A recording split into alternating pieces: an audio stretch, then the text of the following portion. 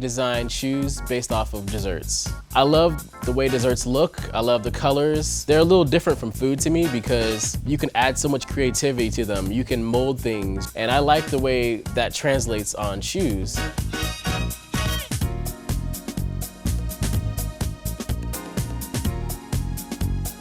This is the base for our red velvet high heel. I'm actually using baking products. I use icing bags, icing tips. It looks pretty similar when I put it on the shoes.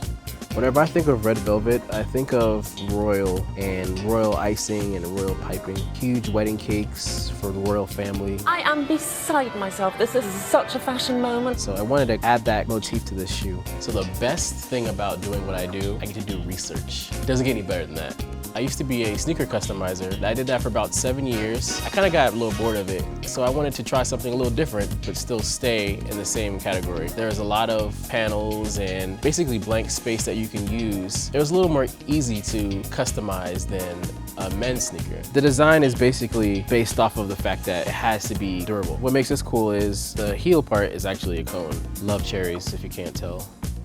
Pretty sure there's no dessert I can't do.